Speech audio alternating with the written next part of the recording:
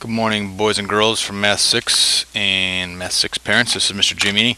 Want to discuss a question that was a bit troubling on the Unit 1 summative post-test from last Thursday and Friday. I want to kind of give you a little video explanation of what I was seeing. So I didn't take the data from the problem, but kind of try to replicate it in a different manner.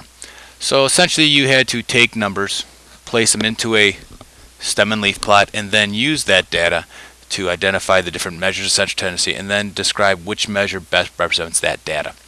So I kind of took the liberty of just putting the numbers in order from least to greatest just to make this video a bit quicker for you.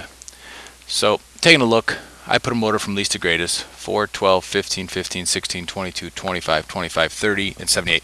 And I see those are rushing yards for Trent Richardson, obviously made up.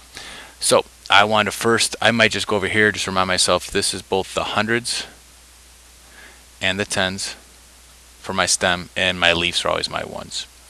So I usually go from least to greatest. That's how stem and leaf plots usually work. Before I even begin this, I should probably put a title. So I'll put, and this is something many of us forgot the other day, which dinged us a point: rushing yards for Trent. Should have typed this: Richardson.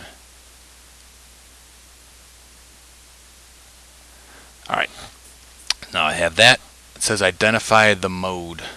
Well, I can't do that. First, let's put these numbers in order from least to greatest. So, first of all, there's no tens, and I have 4 ones.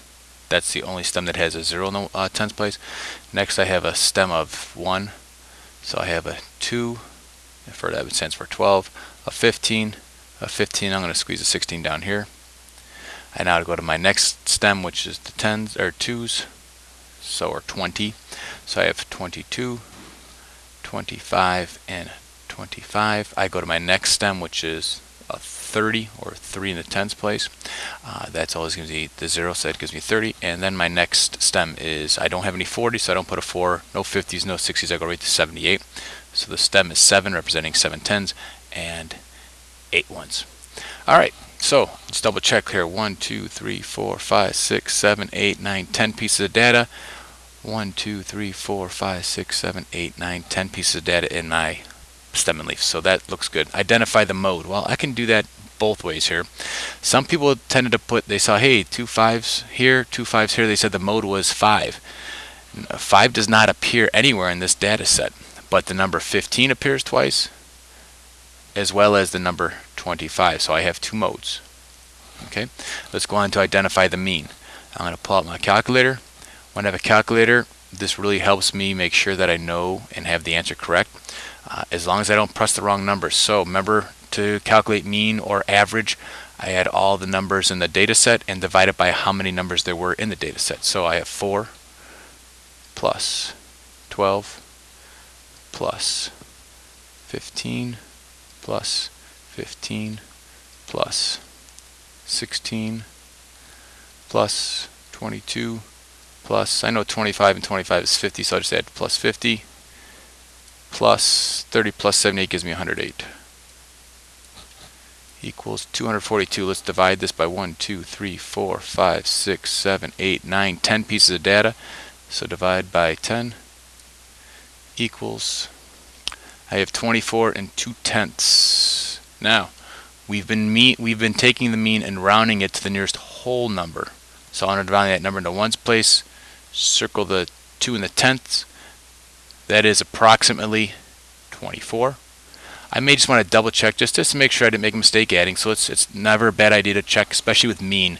Very easy mistake. So I'm going to clear this out, and I go back 4 plus 12 plus 15, and 15 is 30, plus 16 plus 50 there, plus a 22, that gives me 72, plus, let's see, what did we say that was? 108, I believe, last time, plus 108 equals 242. Looks like the same number we had last time. If I call the same sum, I'll divide that by 10 digits, or 10 numbers. Yep. Okay, good. Now, median, that number in the middle. Cross out from front to back, which is great because I have the numbers in order from least to greatest already. Okay, I have 2 numbers in the middle. I cannot have 2 medians. I now have to find the average of those two. So I will take 16 plus 22 gives me 38. I divide that by 2. It equals 19. Now, I do want to say this is where it hurts some of us. Let's say my answer was 19 and 5/10. If that was indeed, I do not round the median up, because remember, if you're gonna find that average, you're finding that average, don't round it up, because that actually changes the median. So keep it. If it gives you a decimal, keep it as a decimal. So I'm going to erase this here. Okay. Now it says which the best measure that represents this data. Now, I typically do not use the median or the mode. Sorry, the number that appears most often is not really a good representation of the data. Especially, let's say I had 378s.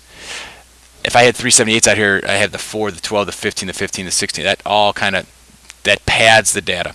So mode I can definitely eliminate as not being one. Now the mean is 24, the median is 19. Now we say, well, there's only a 5-yard difference, or 5 difference between these two.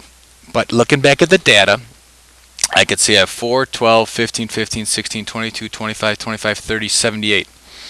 Looking at those numbers, the 78 really stands out to me as a number that's going to pull the average up. So maybe give us a misrepresentation of the data, not a very accurate representation of the data, because that 78 is what we call an outlier. That number that really kind of lies on the outside of most of the data, which is right in here.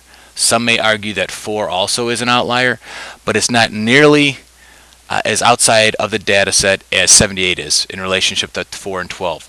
So the measure that best represents that, it would be the median, because the median eliminates any outliers. All right, hope this helps you out. Gives you a little bit more clarity on the question from the Unit 1 summative pretest, which I believe is question 10. Have a good day.